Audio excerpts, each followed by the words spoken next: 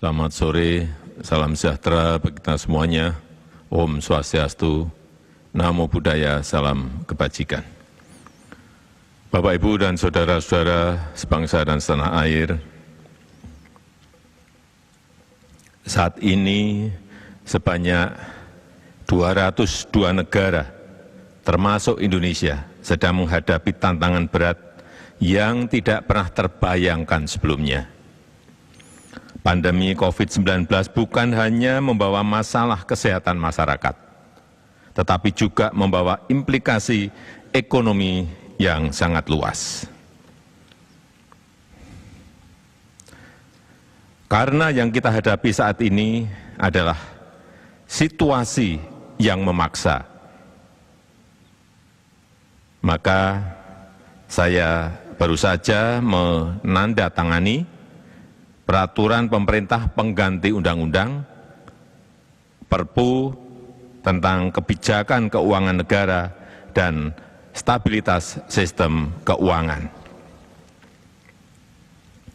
Perpu ini memberikan fondasi bagi pemerintah, bagi otoritas perbankan, dan bagi otoritas keuangan untuk melakukan langkah-langkah luar biasa dalam menjamin kesehatan masyarakat, menyelamatkan perekonomian nasional, dan stabilitas sistem keuangan. Pertama, pemerintah memutuskan total tambahan belanja dan pembiayaan APBN tahun 2020 untuk penanganan COVID-19 adalah sebesar 405,1 triliun rupiah. Total anggaran tersebut akan dialokasikan 75 triliun rupiah untuk belanja bidang kesehatan, 110 triliun rupiah untuk perlindungan sosial, 70,1 triliun rupiah untuk insentif perpajakan dan stimulus kredit usaha rakyat, dan 150 triliun rupiah untuk pembiayaan program pemulihan ekonomi nasional, termasuk restrukturisasi kredit serta penjaminan dan pembiayaan dunia usaha, khususnya terutama usaha mikro, usaha kecil, dan usaha menengah. Bapak, Ibu, dan saudara-saudara sebangsa dan setanah air, anggaran bidang kesehatan akan diprioritaskan untuk perlindungan tenaga kesehatan, terutama pembelian APD, pembelian alat-alat kesehatan seperti tes kit, reagen, ventilator, dan lain-lainnya, dan juga untuk upgrade rumah sakit rujukan, termasuk Wisma Atlet, serta untuk insentif dokter, perawat, dan tenaga rumah sakit. Juga untuk santunan kematian tenaga medis, serta penanganan permasalahan kesehatan lainnya. Kemudian anggaran perlindungan sosial akan diprioritaskan untuk keluarga penerima manfaat PKH yang naik dari 9,2 juta keluarga menjadi 10 juta keluarga penerima manfaat. Juga akan dipakai untuk kartu sembako yang dinaikkan dari 15,2 juta orang menjadi 20 juta penerima. Anggaran perlindungan sosial juga akan dipakai untuk kartu prakerja yang dinaikkan anggarannya dari 10 triliun menjadi 20 triliun untuk bisa mengcover sekitar 5,6 juta orang yang terkena PHK, pekerja informal, pelaku usaha mikro dan kecil. Juga akan dipakai untuk pembebasan biaya listrik 3 bulan untuk 24 juta pelanggan listrik 450 kVA dan diskon 50% untuk 7 juta pelanggan 900 kVA. Termasuk di dalamnya juga untuk dukungan logistik, sembako, dan kebutuhan pokok yaitu 25 triliun. Untuk stimulus ekonomi bagi UMKM dan pelaku usaha akan diprioritaskan untuk penggratisan PPh 21 untuk para pekerja sektor industri pengolahan penghasil maksimal 200 juta. Untuk pembebasan PPN impor untuk wajib pajak kemudian impor tujuan ekspor, terutama ini untuk industri kecil dan menengah pada 19 sektor tertentu.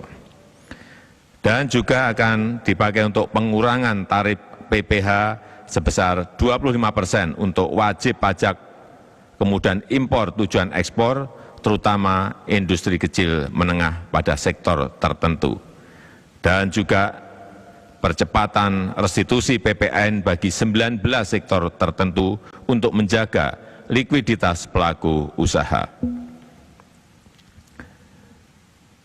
Dan untuk penurunan tarif PPh badan sebesar 3% dari 25% menjadi 22%. Serta untuk penundaan pembayaran pokok dan bunga untuk semua skim KUR yang terdampak COVID-19 selama 6 bulan. Untuk bidang non-fiskal, dalam menjamin ketersediaan barang yang saat ini dibutuhkan, termasuk bahan baku industri, pemerintah melakukan beberapa kebijakan, yaitu penyederhanaan larangan terbatas, lartas ekspor, penyederhanaan larangan terbatas atau lartas impor, serta percepatan layanan proses ekspor impor melalui National Logistic Ecosystem. Bapak Ibu yang saya hormati, pemerintah bersama Bank Indonesia dan OJK mengoptimalkan bauran kebijakan moneter dan sektor keuangan untuk memberi daya dukung dan menjaga stabilitas pada perekonomian nasional. Bank Indonesia telah mengeluarkan kebijakan stimulus moneter melalui kebijakan intensitas triple intervention, kemudian menurunkan rasio giro wajib minimum valuta asing bank umum konvensional,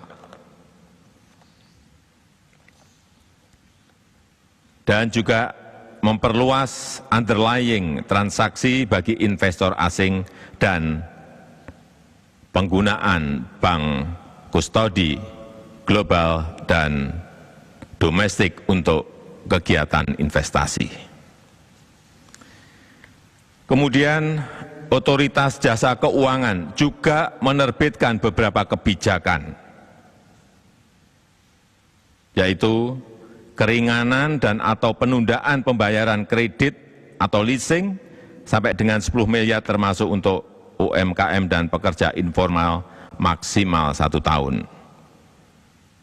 Serta memberikan keringanan dan atau penundaan pembayaran kredit atau leasing tanpa batasan plafon sesuai dengan kemampuan bayar debitur dan disepakati dengan bank atau lembaga leasing.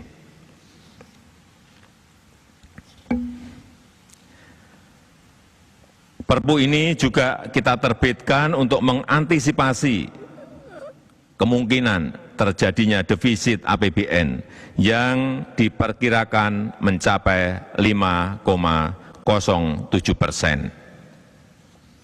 Oleh karena itu, kita membutuhkan relaksasi kebijakan defisit APBN di atas 3%.